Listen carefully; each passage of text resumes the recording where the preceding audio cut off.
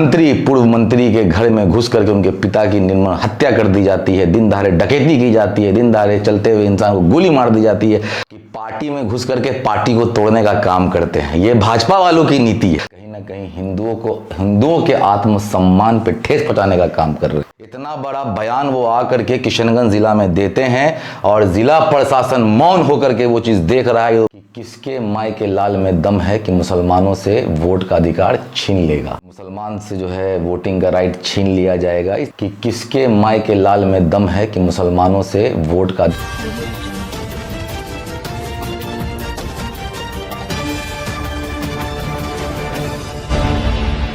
जय हिंद। आप देख रहे हैं द मीडिया लाइव और मैं हूं आपके साथ इकराम।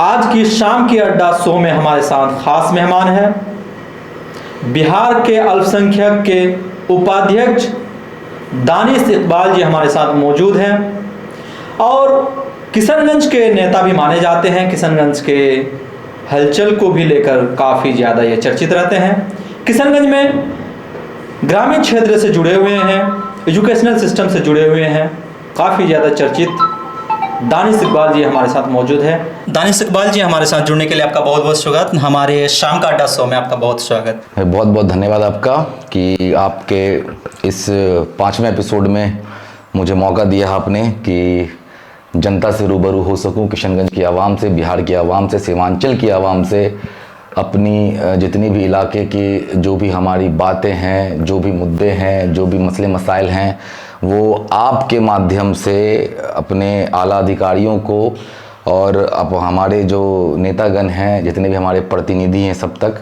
अपनी बात रख सकूं। इसके लिए बहुत बहुत धन्यवाद आपका।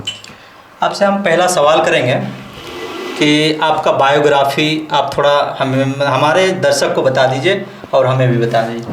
पहला तो जैसा कि आपने पहले ही बता दिया है, नाम वैसे हमारा मोहम्मद दानिश इकबाल है। मैं राजद में अल्पसंख्यक में बिहार प्रदेश उपाध्यक्ष हूँ और इस ज़िले में हमारा 3 संस्थान है भी चलता है, मिलिया इंजीनियरिंग कॉलेज, मिलिया पॉलिटेक्निक और मिलिया स्कूल। और किशनगंज में ही नहीं, पूरे बिहार में ये इंस्टीट्यूशन फैला हुआ है। और इसके जो हमारे जो ट्रस्ट के जो निदेशक हैं असद इमाम साहब, उन्होंने ये शिक्षा का जो एक मसाल है वो जलाने का काम किया है और वही एक बुनियाद पे लेकर के किशनगंज में भी यहाँ पे ये चीज़ करने का काम मैं कर रहा हूँ। और आने वाले कल में भी इंशाल्लाह यहाँ पे शिक्षा के जगत में और भी बहुत सारी चीज़ें यहाँ पे आएंगी, उस पर भी काम चल रही हैं। सीमांचल के मुद्दे पे लेकर, सीमांचल के मुद्दे को लेकर अभी जो राजनीतिक यहाँ का गरमाया हुआ है, आप भी इस चीज़ से वाकिफ़ हैं और आरजेडी के नेता तेजस्वी यादव जी भी इसमें बयान दिए हैं, इसको लेकर आप क्या सोचते हैं? देखिए, तेजस्वी यादव जी ने जो बयान दिया है वो वैसे भी आपने देखा होगा कि इससे पहले भी सदन के दौरान में जब विधानसभा का जो चल रहा था तो उस दौरान में भी एक मुद्दा ऐसे ही आया था कि मुसलमान से जो है वोटिंग का राइट छीन लिया जाएगा। इस तरह के भाजपा के बहुत सारे उलूल झुलूल मतलब ये आए दिन जो देते आते रहते हैं।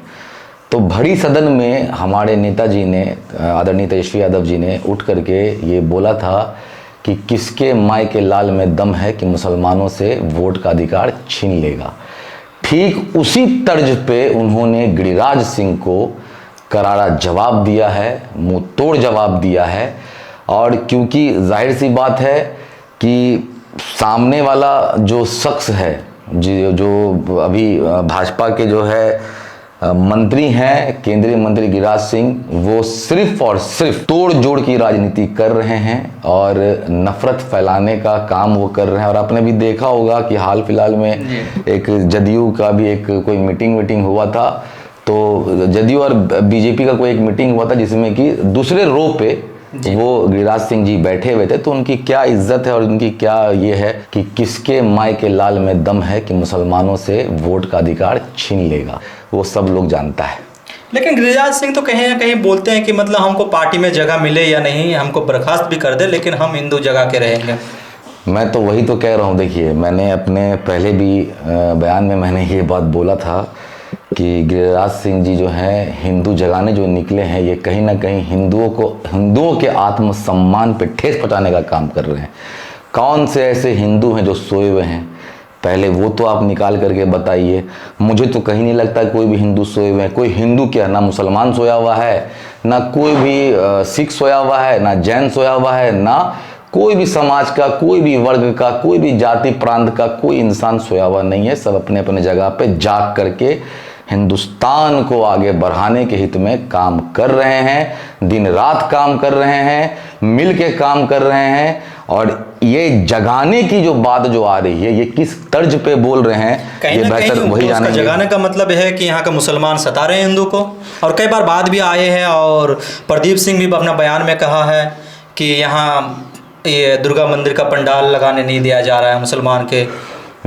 ये सारी बातें आई है। हाँ, ये बिल्कुल बिल्कुल ये आई है, ये मैंने भी सुना है इनके। देखिए, मैं सीधी बात है कि भाजपा के नेताओं से या भाजपा के मंत्रियों से आप उम्मीद क्या कर सकते हैं। उनके दिमाग का और जबान का तार जो है ना, आपस में मेल नहीं खाता है। हमेशा आपस में जो है वो तार छूट जाता है। लेकिन नहीं, जीत उनकी है, मैं मानता हूं, लेकिन धोखे की टट्टी है। ये आज नहीं तो कल ढलेगी। और मैं आपको एक चीज़ बता देता हूं कि ये तो सवाल है ज़िला प्रशासन से। इतना बड़ा बयान वो आकर के किशनगंज ज़िला में देते हैं और ज़िला प्रशासन मौन होकर के वो चीज़ देख रहा है। ये तो बहुत बड़ा सवाल निशान है उनके ऊपर कि अगर इस तरह से हुआ है, किसी भी मुसलमान भाइयों ने अगर हिंदू भाइयों को सताया है, तो एक भी ऐसा केस, एक भी ऐसा एविडेंस ला करके दिखाए पहले। और अगर ऐसा हुआ है जिस तरीके से वो बोल रहे हैं, मैंने पहले मेरी बात पूरी सुन लीजिए। अगर ऐसा हुआ है तो एक भी सबूत ला करके उनको पहले दिखा दें। और अगर ये हुआ है तो फिर कार्रवाई क्यों नहीं हुई, और अगर कार्रवाई हुई तो हम लोग को पता क्यों नहीं है। तो ऐसे तमाम सवाल हैं, ये जिला प्रशासन पे उठते हैं। ये जिला प्रशासन को तो इस पे एक्शन लेने की जरूरत है। और मैं कहूंगा कि आपके चैनल के माध्यम से कि तमाम हिंदू भाइयों से कि कब ऐसा हुआ है कि किशनगंज जिले में आपको मतलब पंडाल लगाने के लिए रोका गया है, पूजा करने के लिए रोका गया है, और किस गांव में ऐसा हुआ है कि मंदिर तोड़ी गई है मुसलमान भाइयों के द्वारा। ये कतई नहीं हो सकता। और किशनगंज एक ऐसा जगह है, ये ऐसा मिसाल है जहां पे गंगा जमुना तहजीब की जो है एक मिसाल पेश करने का काम करता है। और दूसरी बात, यहां पे हर त्यौहार को वही जोश, वही खरोश के साथ मनाने का काम किशनगंज के हर एक लोग करते हैं। बड़ी पार्टी माना जाए बिहार की तो आरजेडी है, और आरजेडी नेता आप हैं, तो क्या किया आरजेडी विपक्ष पार्टी होने का नाते उनका दायित्व क्या था? अगर ऐसा बयानबाजी हुआ तो उन पे क्या एक्शन लिए हैं अब तक पार्टी? देखिए, इन पे जो अभी जो इन्होंने जो बयानबाजी जो किया है, इस पे हमारे जो तेजस्वी यादव जी ने जो तर्ज दिया है, जो उन्होंने जो उसके बात को कटाक्ष किया है, वो तो है ही। दूसरी बात, हम लोग जो है संविधान को मानने वाले लोग हैं। हम लोग उनके तरह नहीं हैं कि रोड पे निकल करके इस तरह का हुड़दंग करें और लोगों को और भड़काने का काम करें, क्योंकि जाहिर सी बात है कि अभी हाल फिलहाल में वो भड़का करके ही गए। और अगर कोई भी अदर अपोजिशन पार्टी का अगर कोई भी नेता, क्योंकि आप देखेंगे कि किशनगंज ज़िला है, यहाँ पे मुस्लिम बाहुबल क्षेत्र है, अगर एक भी आदमी वहाँ पे खड़ा होकर करके उनके बयान को लेकर के या कुछ से कुछ बोलने का काम करता, तो वहाँ पे घी में आग डालने का काम होता। इसलिए हम लोग संयम बरते हुए हैं और कार्रवाई भी हो रही है, और हम लोग को जो एक्शन लेना है वो आने वाला वक्त देखेगा। लेकिन मैं फिर से कहूँगा कि ये कोई पार्टी पॉलिटिक्स वाला मामला तो नहीं है, ये समाज का मामला था, ये किशनगंज के एकता का मामला था। ये सारे जितने भी किशनगंज के निवासी हैं उन सब का मामला है कि आपके जिला में कोई भी बाहर का इंसान आता है और आपस में फूट डालने का काम करता है, तो ऐसे लोगों को पहचानना है। और अपने जिला में अगर शांति बनाए रखना चाहते हैं तो ऐसे लोगों को, ऐसे क्रिंज एलिमेंट को अपने जिला के अंदर आने से रोके। 4 विधायक आरजेडी का है, उन लोगों ने क्या निर्णय लिए? कांग्रेस का यहाँ पे सांसद है, उन लोगों ने कोई कड़ी निर्णय लिए हैं इस विषय पे अभी तक? आपको जैसा कि मैंने पहले भी कहा है कि हम लोग संयम से काम लेने वाले आदमी हैं, और जिस तरह का बयान उन्होंने दिया है, अगर एक भी अनाप शनाप गलती से भी कुछ ऐसा निकल जाता तो भाई हम लोग मुसलमान हैं, तो बात का बतंगर बनने में देर नहीं लगता। क्योंकि ये तो आते हैं और कुछ से कुछ बोल करके चले जाते हैं। मैं आपको बोल देता हूं आपके माध्यम से, अगर एक भी मुसलमान खड़ा होकर के अगर कुछ भी इस तरह का अगर बात बोल जाता तो अब तक उस पे क्या क्या केस हो जाते, उसको टेररिस्ट कह दिया जाता। तो ये सब चीज, क्योंकि हिंदुस्तान की दिशा और दशा सबको मालूम है अभी किस परिस्थिति से गुजर रही है, तो इसमें हम लोग संयम से काम लेने का काम कर रहे हैं और संविधान को मानते हैं। और हम लोगों को कानून पे, संविधान पे पूरा यकीन है, बजाते भाजपा वालों को नहीं है। यहाँ पे विधानसभा चुनाव है 2025 में, क्या लग रहा है किस पार्टी इस बार रंग लाएंगे? बेशक आप देखिएगा कि इंडिया गठबंधन की जो सरकार है इस बार आने वाली है 2025 में, और पूरी बहुमत के साथ आएगी और भारी मतों के साथ आएगी। और बिहार की आवाम जो 13 करोड़ जनता है बिहार की, वो सब मिल करके बिहार में एक अच्छी सरकार को बनाने जा रहे हैं। 2025 में सब देखेंगे, क्योंकि जो अभी वर्तमान में जो सरकार है इनसे हर एक लोग वाकिफ हो चुके हैं कि ये सरकार कैसी, ये तोड़ जोड़ की सरकार है। और सबसे जो है जो बात जो हमेशा आए दिन जो उठती है कि जंगल राज, तो सब लोगों ने देखा है, बिहार की एक आवाम ने देखा है कि जंगल राज का मतलब इस सरकार में देखने को लोगों ने देखा है कि किस तरीके से दिन दहाड़े एक मंत्री, पूर्व मंत्री के घर में घुस करके उनके पिता की निर्मम हत्या कर दी जाती है, दिन दहाड़े डकैती की जाती है, दिन दहाड़े चलते हुए इंसान को गोली मार दी जाती है। तो इस तरह के कई से वारदात इनके सरकार में देखने को मिला है। तो जनता जाग चुकी है, इस बार ये सरकार का जाना तय है और एक अच्छी सरकार लोगों ने ठाना है कि इस बार इंडिया गठबंधन को लाना है। लेकिन इस बार बीजेपी कहीं ना कहीं मतलब बोल रहे हैं कि इस बार फुल बहुमत की सरकार बनेगी हमारी, और अगर आरजेडी और महागठबंधन कांग्रेस और आरजेडी मिलकर अगर चुनाव लड़ते हैं तो किस पार्टी का मेन यहाँ पे छवि रहेगा, और मेन छवि किसका रहेगा? देखिए, छवि किसी का नहीं है, छवि है इंडिया गठबंधन का। हम लोग एकजुटता में यकीन रखते हैं। हम लोग वैसे नहीं है कि पार्टी में घुस करके पार्टी को तोड़ने का काम करते हैं। ये भाजपा वालों की नीति है कि भाजपा वाले सारे रीजनल पार्टी को मिला करके फिर उसी की पार्टी को तोड़ने का काम करते हैं। ये हमारे में नहीं है। तो छवि किसकी क्या रहेगी, नहीं रहेगी, सबकी एक सामान्य रहेगी, भूमिका भी सबकी एक साथ रहेगी। और मैं आपको जैसा कि पहले भी कह रहा हूँ, अब भी कह रहा हूँ कि एक अच्छी सरकार बिहार में बनने जा रही है, ये इंशाल्लाह तय है। अच्छा, एक बात तेजस्वी यादव भी बोले हैं कि जिसकी जितनी हिस्सेदारी में जितनी आबादी उसकी उतनी हिस्सेदारी। क्या इस बार मुस्लिम को उतना सीट मिलेगा जितना उसके हिस्सेदारी में है? देखिए, सबसे पहले तो जो है ये जो एजेंडा चल गया है मुस्लिम का, ये चीज़ पहली बात तो गलत है। और अभी का जो मामला यही है कि ये जो ट्रेंड जो सेट किया जा रहा है ये सिर्फ भटकाने के लिए है कि इससे हिंदू भाई चिढ़ जाएं कि देखो वहाँ मुसलमान को तरजीह दे रहा है, हिंदू को छांट रहा है। लेकिन हमारी जो पार्टी है वो A to Z की पार्टी है, पहला चीज़। दूसरा है कि ये चीज़ हकीकत में है कि जिसकी जितनी भागीदारी होगी उसकी उतनी हिस्सेदारी होगी। तो बशर्ते यही है कि उसमें किस किस लोग की कितनी हिस्सेदारी है, किस किस की कितनी भागीदारी है, उस हिसाब से उसको मिलेगा। और ये भी है कि अल्पसंख्यक, मैं आपको फिर से बोल रहा हूँ, अल्पसंख्यक जितने भी अल्पसंख्यक समुदाय के लोग हैं उन लोगों को एक अच्छा बिहार में सीट मिलेगा, टिकट मिलेगा और वो लोग पूरे दमखम के साथ चुनाव लड़ेंगे। अब उसमें हमारे मुस्लिम तबके के भी लोग रहेंगे, सिख समुदाय के भी लोग रहेंगे, अति पिछड़े समाज के भी लोग रहेंगे। तो इस तरीके से हर मतलब प्रांत समाज के लोग वहाँ पे चुनाव लड़ेंगे। और ये चीज़ हमारे नेताजी ने सबको यकीन दिला दिया है कि आप लोग बहकावे में नहीं आए। जैसा कि आपको पता होना चाहिए कि ये जो भी एक पार्टी है, जो नया पार्टी, हाँ जो भी एक पार्टी है, उसका तो नाम लेना भी नहीं चाहता मैं, क्योंकि वो कहीं भी क्या बोलता हूँ कंपटीशन में ही नहीं है। लेकिन तो नहीं मैं अभी उपचुनाव में किस तरीके से उनके लोग जो है कैंडिडेट जो है सीधे चुनाव लड़ने से मना कर दिया, ये हंसी का एक पात्र बन करके रह गया। तो उनसे अभी मैं क्या बहस करूंगा। लेकिन हाँ, जो प्रोपेगेंडा उन्होंने चलाया है कि मुसलमान को 50 सीट दे देंगे, 40 सीट दे देंगे, तो ये सब गफलत में, मैं यही कहूँगा कि हमारे जितने मुसलमान समाज के लोग हैं ये सब गफलत में जो लाने की जो कोशिश कर रहे हैं, मत आए। आप लोगों को चुनना है एक अच्छी सरकार को, और अपने हित में जो बात कर सके, आपके लिए जो काम कर सके वही सरकार को।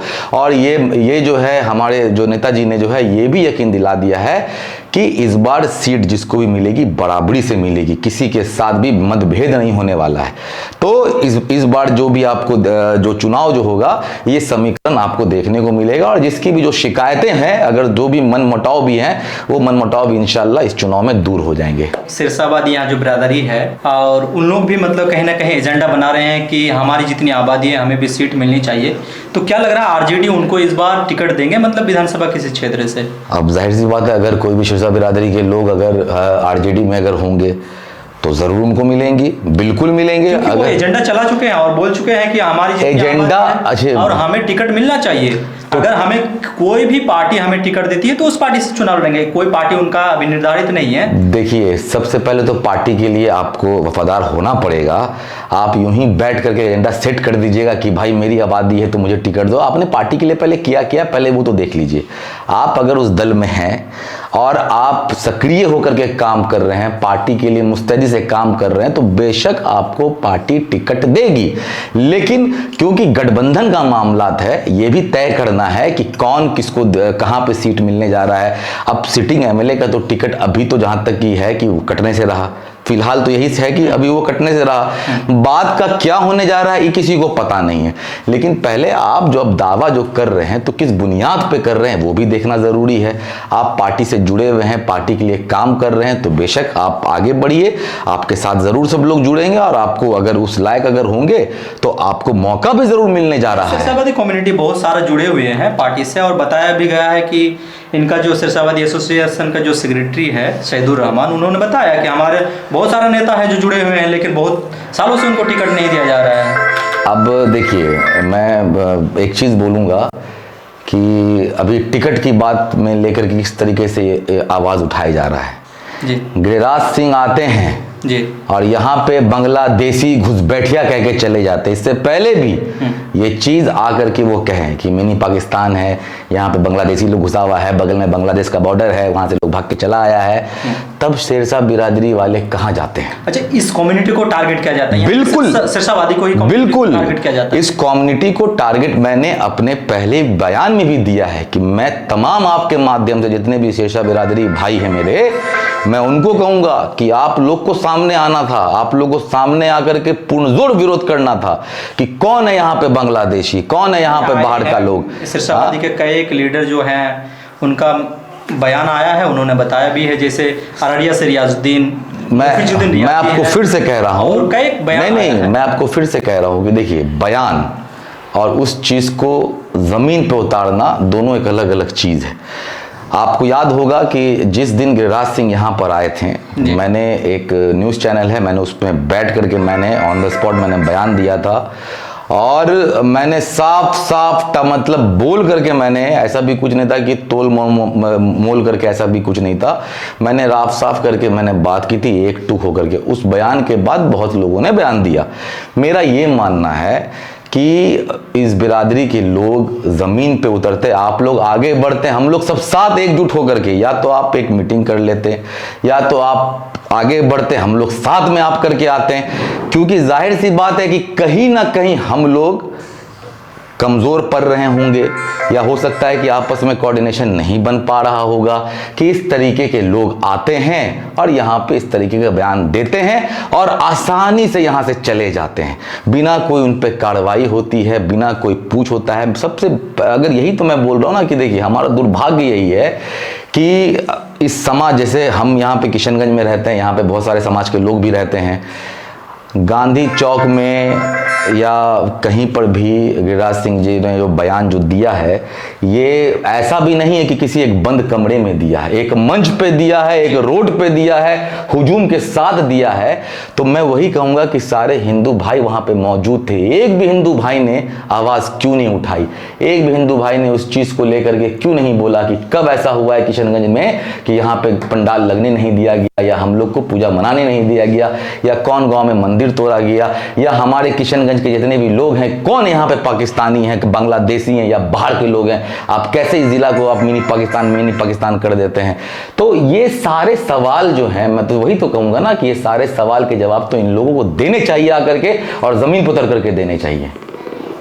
क्या लग रहा है कि मैं गिरिराज सिंह जो बयान दिए हैं वाकई में यहाँ पे या तो हिंदू को सताया जा रहा है, या हिंदू, यहाँ के हिंदू आप लोग से नाराज होंगे?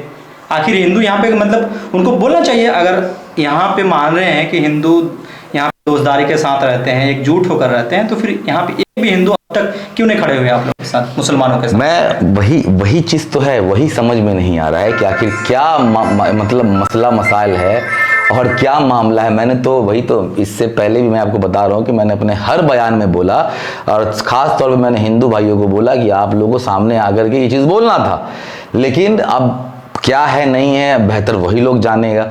और दूसरी बात आप ये भी देखिए कि एक भी लोग इस चीज़ का खंडन नहीं किया करके, एक भी हमारे समाज के बहुत सारे लोग यहाँ पे रहते हैं, कोई भी आके खंडन नहीं किए कि नहीं कभी ऐसा नहीं हुआ। सोशल मीडिया पे बजाते सारा पंडाल का फोटो है, सारे चौक चौराहे का फोटो, और हम जैसे लोग, हम जितने भी नेतागण हैं, जितने भी प्रतिनिधि हैं, जितने भी मुखिया हैं, समिति हैं, जो भी यहाँ पर हैं, सब लोग पंडाल में जाते भी हैं, लोगों से मिलते भी हैं, भाईचारा का मिसाल पेश करने का काम भी करते हैं, लेकिन फिर भी इस तरह का बयानबाजी यहाँ पर हो रहा है और लोग मौन हैं और उस चीज़ को सुन रहे हैं। ये सबसे, मैं तो बोल रहा हूँ कि सबसे शर्मनाक बात यहाँ का यही है कि लोग बोल करके चले जाते हैं और हम लोग मौन होकर सुनते हैं उनकी। दानिश जी, आप कई एक इंस्टीट्यूट चला रहे हैं और शिक्षा से जुड़े भी हुए हैं।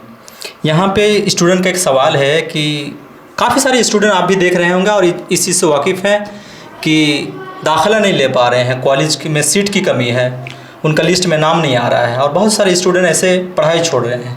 इसको लेकर क्या कहेंगे? ये आप मेरे ख्याल से शायद मारवाड़ी कॉलेज को लेकर के आप बोल रहे होंगे।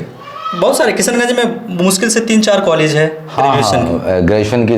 आपने ये बात जो बोला है ये बिल्कुल सही बोला है। ग्रेजुएशन के यहाँ पे बहुत कम कॉलेजेस हैं, ख़ास तौर पे मारवाड़ी कॉलेज में जो है वहाँ पे ज़्यादा भीड़ होती है एडमिशन्स को लेकर के, सीट वाकई कम है। और दूसरी बात ये है कि सब कुछ ऑनलाइन प्रोसेस होता है, तो इसको ले करके पिछले बार भी मेरे पास इस मामला आए थे, तो हमने ऐसे बहुत सारे ऐसे स्टूडेंट जो थे जिनका अपने मार्फत से जो है फ़ोन कर करके लोगों से बोल करके, वीसी साहब को बोल करके या रजिस्ट्रार को बोल करके, या आप मारवाड़ी कॉलेज के प्रिंसिपल साहब को ले लीजिए, तो इन लोगों को बोल करके बहुत लोगों का दाखिला करवाया था हमने। और अभी भी जो है ये मामला अभी चलते हुए आ रहा है और इसको लेकर के हम लोग जो है ऑलरेडी यहाँ पे लिखित में दे रखा है कि सीट बढ़ाने को लेकर के। दूसरी बात ये भी है कि यहाँ पे ये चीज़ तो है कि शिक्षा को लेकर के काफ़ी पीछे है, लोग भी हैं, और मैं तमाम जितने भी गार्जियन हैं मैं उनको भी कहूँगा कि आप लोगों को भी जो है जागने की ज़रूरत है। शिक्षा को लेकर ख़ास तौर पे बच्चे आपके किस दिशा में जा रहे हैं उसको भी देखना है, बच्चे आपके कॉलेज जा रहे हैं उसको भी देखना है, बच्चे का इंटरेस्ट किस चीज़ में है आपको उसको भी देखना है। तो बहुत मैंने ऐसा देखिए, इसलिए मैं बोल रहा हूँ, ये मेरा अपना पर्सनल एक्सपीरियंस है कि बच्चे को कॉलेज में दाखिला दिलाने के बाद या स्कूल में दाखिला दिलाने की बात है कि ये मैं अपना आपको पर्सनल एक्सपीरियंस बता रहा हूँ कि अक्सर होता है क्या, गार्जियन दाखिला दिलाने के बाद गार्जियन भी सो जाते हैं, बच्चे क्लास कर रहे हैं कि नहीं कर रहे हैं, बच्चे पढ़ाई कर रहे हैं कि नहीं पढ़ रहे हैं, उस चीज़ को लेकर के कभी भी सक्रिय नहीं देखा मैंने। तो एक ये भी चीज़ है, क्योंकि यहाँ के लोग जितने भी गार्जियन हैं, खास तौर पे गार्जियन रेस्टोरेंट हैं, इनको पूरी ताकत से आवाज़ उठाने की भी ज़रूरत है कि क्योंकि शिक्षा पे सबका अधिकार है, ये संविधान भी कहता है, संविधान भी कहता है हमारा कि शिक्षा पे सब लोगों का अधिकार है। तो इस अधिकार को आपको अगर लेना है तो आप उसके लिए आवाज़ बुलंद कीजिए, मांग कीजिए, ज़ोर शोर से मांग कीजिए और अपनी बातें को जो है अपने आला अधिकारी तक भी पहुंचाइए, ताकि यहाँ पर शिक्षा को लेकर के लोग जागरूक हो और यहाँ पे सीट जो इस तरह का जो मामला शॉर्टेज का जो होता है वो बढ़ाने का काम हो। नहीं, आला अधिकारी किस तक पहुँचाएंगे बात? आप भी एक नेता हैं और आरजेडी पार्टी से जुड़े हुए हैं, अल्पसंख्यक का नेता हैं आप, और आपने क्या किया इन सबके लिए? मैंने आपको अभी आप ही से इससे पहले मैंने बताया कि पिछले साल भी इस तरह का मामला हुआ था, तो बहुत ऐसे बच्चों का मैंने अपने मार्फत से बोल करके, चाहे वो प्रिंसिपल रहें यहाँ के, चाहे वो वीसी रहें पूर्णिया यूनिवर्सिटी के या रजिस्ट्रार रहें, उन लोगों को बोल करके बच्चों का एडमिशन हमने करवाया। लेकिन यहाँ पे देखिए मामला क्या होता है कि मैं किसी संवैधानिक पद पे नहीं हूँ और अपने मार्फत से जितना भी बन सकता है, जितनी भी कोशिश मैं कर सकता हूँ, मैं अपने जी जान से करता हूँ और अपनी बातों को अब मैं अपनी जो मेरी जो बातें होती है उसको बेबाकी से रखने के लिए मैं वैसे भी बहुत मशहूर हूँ इस चीज़ को लेकर के कि अपनी बातों को अपनी पूरी मजबूती के साथ सामने वाले को मैं रखता हूँ। तो अभी जिस तरह का जो शिक्षा को लेके जो मामला जो यहाँ पे खासतौर पे जैसे मैंने आपको पहले भी बताया कि यहाँ पे वाकई ग्रेजुएशन को लेकर के सीट की शॉर्टेज है और इसको लेकर के पहले भी मैंने इस चीज़ को रखा है अपने जितने भी हमारे पार्टी के आला अधिकारी उनको भी। इससे पहले जो आपके हमारे जब आरजेडी की सरकार जब थी यहाँ पे 17 महीने की, तो उसमें जो शिक्षा मंत्री जो आए थे हमारे किशनगंज में, मैंने उनको ज्ञापन भी दिया है, लिखित में मेरा ज्ञापन भी उनके पास है और उनको मैंने ये कहा भी है कि यहाँ पर कॉलेजेस की कमी है, यहाँ पे बच्चे जो है सीट की जो कमी होती है तो बच्चे किशनगंज के अररिया भेज जाता है, उसको पूर्णिया भेज जाता है, किसी को कटिहार भेज दिया जाता है। तो बच्चे जो ग्रेजुएशन करते हैं ऐसे हर तबके के बच्चे हैं, गरीब भी हैं अमीर भी हैं, हर तबके के बच्चे, तो वो अफोर्ड नहीं कर सकते कि वो आप कटिहार जा करके पढ़ सके, अररिया जा करके पढ़ सके। तो उनके बस का किराया हो गया या उनको रहने खाने का खर्चा हो गया, तो ये डबल ट्रिपल खर्चा का मामला होता है। तो क्यों नहीं उस चीज़ को हम यहाँ जो शॉर्टेज है उसको ही पूरा कर दें यहाँ पे कि ताकि यहाँ जो सीट जो अगर बढ़ा देंगे तो कम से कम बच्चे जो यहीं पे अपना आराम से पढ़ाई कर सकेंगे। तो इस पे भी इंशाल्लाह आने वाले वक्त पे यहाँ पे जो भी अभी है इस चीज़ को लेकर के आने वाले दौर में इंशाल्लाह इस पे ज़रूर काम होगा और ये जो मसला है ये ज़रूर हल होगा। अच्छा, ये कहीं ना कहीं शिक्षा से और शिक्षा के मुद्दे पे बात कर रहे हैं तो यहाँ एएमयू एक ऐसा मुद्दा है सालों से पड़ा हुआ है। देखिए ये सवाल जो है ये बहुत बड़ा सवाल है और इस संघर्ष में न जाने कितने लोग ने लड़ाई लड़ी है और समझ लीजिए क्या कि ये एक ड्रीम है अलीगढ़ मुस्लिम यूनिवर्सिटी किशनगंज के लिए, एक ड्रीम, एक सपना है। और जब सरकार थी यूपीए की सरकार में ये चीज़ पास हो चुका था। यहाँ पे उस टाइम में बिहार सरकार के जब आपके बिहार सरकार नीतीश कुमार जी जो मुख्यमंत्री थे बिहार में, उन्होंने ज़मीन अलॉट करवाया था। उसमें मुजाहिद आलम साहब ने भी बहुत बढ़ चढ़ के हिस्सा लिया, ज़मीन निकालने का काम किया। हमारे वर्तमान जो सांसद महोदय हैं उन्होंने भी, उनका भी अहम रोल रहा। हमारे मरहूम सांसद जो हैं असरारुल हक कासमी साहब, उनका भी एक अहम रोल रहा। तो ऐसे तमाम जितने भी नेतागण हैं उन लोगों का बहुत अहम रोल रहा। लेकिन कहीं ना कहीं जब सरकार गई और जब ये भाजपा की जो सरकार आई तो इन्होंने अपनी नई नीतियों के चक्कर में क्या क्या नहीं अपना प्रोपेगेंडा लगाया कि ये सब गलत है, ये सब पास ही नहीं हुआ है। बहुत तरह का चीज़ इसमें हल्ला भी हुआ, मामला भी हुआ, जबकि ऑलरेडी फंड पास भी कर दिया गया। एएमयू यहाँ पे चला भी, बीएड का तो क्लासेस भी चला यहाँ पे, लेकिन फंड जो उसको नहीं मिलने के कारण तो फिर मुश्किलें आने लगी और उस चीज़ को फिर बंद करना पड़ा। लेकिन अभी अल्हम्दुलिल्लाह फिर से चालू हुआ है और हम लोग भी उम्मीद कर रहे हैं कि जिस दिन हमारी सरकार अगर आती है तो पहला तो काम यही होगा।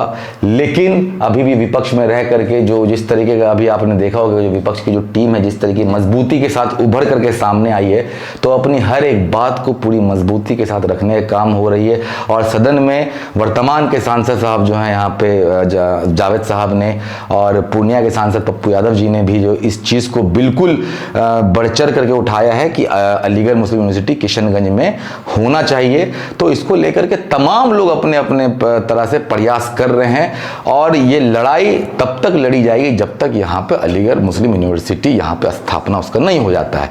तो ये लड़ाई लड़ी जाएगी और ये लड़ाई लंबी होगी, लेकिन फतह इंशाअल्लाह किशनगंज के लोगों की होगी। पप्पू यादव का नाम ली है, पप्पू यादव को लेकर ही सवाल करते हैं। पप्पू यादव अभी हाल ही में सलमान खान को लेकर कुछ बयान दिए थे लॉरेंस बिश्नोई के मुद्दे पर, और उसी पे अभी जानलेवा हमला करने की कोशिश कर रहे हैं। या फिर उनको अभी वीडियो एक वायरल भी हुआ जो पप्पू यादव को धमकी दिए हैं और पप्पू यादव बोले हैं कि जेड कैटेगरी सिक्योरिटी का मांग भी किए हैं। तो इसको लेकर आप क्या सोचते हैं? देखिए, इस चीज़ को लेकर के यही है कि पप्पू यादव जी जो है जिस तरीके का बेबाक नेता हैं, अपनी बातों को ही लेकर के वो हमसे जाने जाते हैं और अपनी जितनी भी बातें हैं वो बिना डरे सामने वाले के सामने रख भी देते हैं।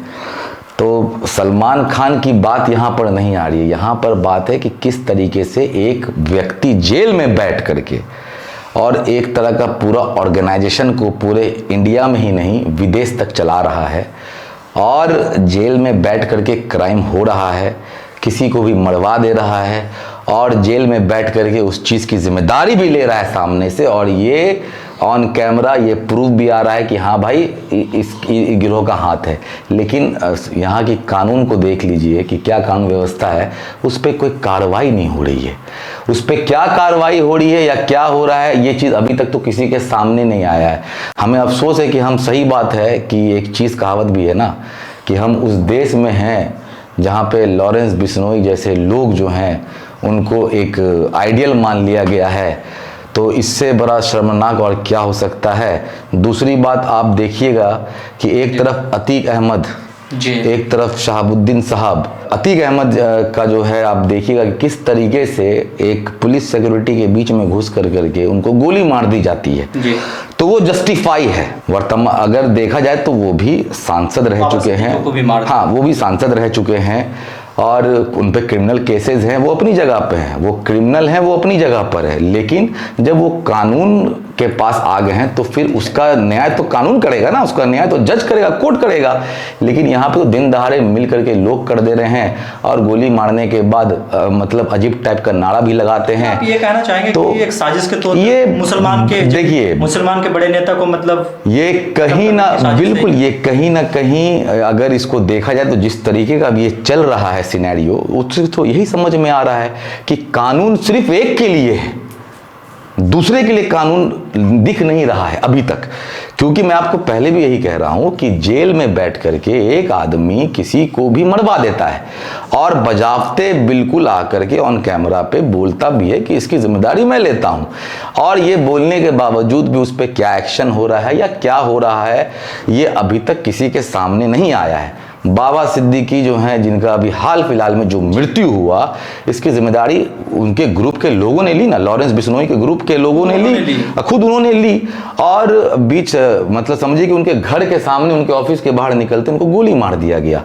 तो इस पे आप सोचिए, जब एक बड़ा नेता, एक जनप्रतिनिधि, एक सरकार का आदमी जब वो सुरक्षित नहीं है तो आम आवाम कहाँ से सुरक्षित हो सकता है? इसका आप क्या उम्मीद रख सकते हैं? तो मेरा तो सिर्फ एक ही चीज़ यही है कि एक तरफ के लिए कानून है और दूसरे तरफ के लिए हमें नहीं लगता कि कोई कानून है। उसका फैसला ऑन द स्पॉट ही हो जा रहा है, जो मन हो रहा है वो हो जा रहा है और उसको फिर अलग एजेंडा दे दिया जा रहा है। तो खैर अब वक्त है, इसमें अब आदमी ज़्यादा उसमें क्या बोल सकता है। लेकिन हाँ, ये चीज़ वाकई जिस डायरेक्शन में जा रहा है, ये चीज़ आने वाले टाइम में बहुत ही विनाशकारी हो सकता है। अच्छा, कहीं ना कहीं उत्तर प्रदेश को लेकर बात होने लगी है, तो उत्तर प्रदेश में बुलडोजर राज भी चलने लगा था और चल भी रहा है, लेकिन हाई कोर्ट, सुप्रीम कोर्ट में इसका सुनवाई भी हो रही है अभी। नहीं, तो क्या लग रहा है इस बार जो यूपी में बीजेपी को कम सीट मिला, क्या बुलडोजर राज का मामला था या फिर अखिलेश यादव जी ज़्यादा मेहनत की इस बार?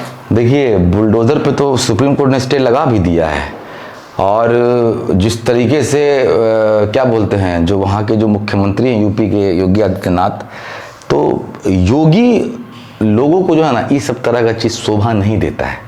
वो लोग बहुत शांत सुशील मिजाज के लोग होते हैं और न्याय के मानने वाले होते हैं, उचित न्याय करते हैं। आप जो भी देख रहे होंगे कि इनके सरकार में कोर्ट कचहरी बिल्कुल एक मुख्य दर्शक बन के रह गया था। लोग निकलते थे, थाना से लोग आते थे या प्रशासन के लोग आते थे, अब बुलडोजर लेकर के सीधे गिरा देते थे। यहाँ पे कितना बार ऐसा भी हुआ है कि घर है किसी और का जी, आदमी रह रहा है वहाँ पे, घर किसी और के नाम पे, कानून भी इसका याद नहीं देता है। अगर घर मेरे नाम पे है तो मेरा कोई रिश्तेदार अगर यहाँ पे मेरे घर पे मैंने किसी को रखा हुआ है, अब मेरा वो रिश्तेदार भागा हुआ है या मेरे घर के लोग कोई ऐसे तो वो भागे हुए हैं, घर मेरे नाम पे हैं, तो आप मेरे घर को नहीं गिरा सकते हैं, ये भी कानून कहता है। लेकिन यहाँ पे तो सारा चीज़ उल्टा ही हो जा रहा था, तो ये चीज़ काफ़ी विनाशकारी में जा रहा था। दूसरी बात आपने जो कहा ये बिल्कुल सही है कि वहाँ पे समझिए क्या कि ग्रास रूट से काम हुआ है कि समाजवादी पार्टी के लोग जितने भी कार्यकर्ता थे और अखिलेश फैक्टर वहाँ पे चला भी है। और दूसरी बात यह है कि आपने ये भी देखा होगा कि इनके मेन जगह जो सीट है, जैसे आपका अयोध्या को ले लीजिए, बुरी तरीके से हार मिली, शिकस्त का सामना, मतलब कोई सोचा भी नहीं होगा कि वहाँ से ये हार। तो इसका एक ही मैसेज साफ है कि तोड़ जोड़ की राजनीति कोई भी समाज के लोग बर्दाश्त नहीं कर सकते। हर समाज में दो चार ऐसे लोग होते, मैं मानता हूँ, चाहे वो हिंदू समाज में हो जाए, चाहे मुसलमान समाज में हो जाए, चाहे वो सिख समाज में हो जाए, चाहे वो किसी भी आप जाति प्रांत में ले लीजिए, कुछ लोग आपको ऐसे मिलेंगे, लेकिन एक क्या बोलते हैं कि भारी संख्या में ऐसे लोग आपको कहीं भी नहीं मिलेंगे। तो हर एक लोग चाहते हैं कि हम लोग इत्मीनान से काम काज करके के 3 वक्त का खाना खा सकें, घर में आराम से बैठ सकें, लोगों से अपने परिवार के साथ अच्छा टाइम स्पेंड कर सकें। तो हर एक लोग की ख्वाहिश यही है। कोई नहीं चाहता है समाज में बंटवारा हो, लड़ाई झगड़ा हो, फसाद हो, दंगा हो। और इससे क्यों होता है कि पूरा का पूरा समाज, पूरा का पूरा शहर, पूरा का पूरा ज़िला जो है ये जलता है इस चीज़ों से। तो आपने इसका ये उदाहरण था कि जो सीट जो इन्होंने जो हारे हैं, जिस तरह से यूपी में जिस तरह से सीट लूज़ किया है, ये मैसेज देने का काम कर दिया है यूपी के लोगों ने कि यहाँ पे डिवाइड एंड रूल जो अंग्रेजी शासन में जो हुआ था वो यहाँ पे नहीं होने वाला है। आपको मुद्दे पे काम करना है तो कीजिए, आप मुद्दे की बात कीजिए। ये हिंदू मुसलमान पाकिस्तान बहुत पुराना हो चुका है, अब इससे उठ जाइए, उठ कर करके समाज के कल्याण के लिए काम कीजिए, हिंदुस्तान के लिए काम कीजिए। हाँ, किशनगंज में रोजगार की व्यवस्था क्या है? देखिए, किशनगंज में अगर आप रोजगार को ले लीजिए तो यहाँ पे तो जैसे क्या वो चाय की बागान यहाँ पे हैं, अनानास के बागान यहाँ पर हैं, यानी कि कुल मिलाकर के आपका अगर देखा जाए तो यहाँ पे खेती बाड़ी जो है में लोग ज़्यादा रुचि रखते हैं और उसी से लोग अपना जीवन को अपना आधार बना के चल रहे हैं। और बाकी इस तरह का तो कोई फैक्ट्री अभी तक किशनगंज में हुआ नहीं है। लेकिन जब शहनवाज हुसैन साहब यहाँ पे बने थे, एमपी बने थे, तो उन्होंने वादा किया था, चीनी मिल के लिए वादा किया था, ऐसे बहुत सारे मिल के लिए वादा किया था कि इससे जो है आम आवाम को, यहाँ के जो लोग हैं उनको रोज़गार कुछ मिलेगा, कुछ फैक्ट्री बैठा के तो रोज़गार देने का बात तो उन्होंने कहा था। लेकिन क्योंकि जैसा कि मैंने पहले भी कहा, अब भी कह रहा हूँ कि भाजपा की कहनी और करनी में ज़मीन आसमान का फ़र्क। यहाँ पे किसान के लिए अब तक क्या किए हैं सरकार? आपकी तो इनसे जाकर के सरकार के लोगों से ना पूछिएगा कि सरकार क्या किए हैं। ये यहाँ के आप भी नेता हैं, नहीं, यहाँ पे आरजेडी की भी सरकार रही है। आरजेडी की सरकार नहीं रही, आरजेडी की सिर्फ 17 महीने में, विगत 17 महीने में सरकार रही, सिर्फ 17 महीने। और 17 महीने में नहीं, आप तो फिर वही आप पीछे चले जा रहे हैं। आप देखिए, जोड़ा जाएगा ना, नहीं, आप देखिए, मैं आपको फिर से कह रहा हूँ कि आप लोग जो है ना उस दशक से निकल जाइए।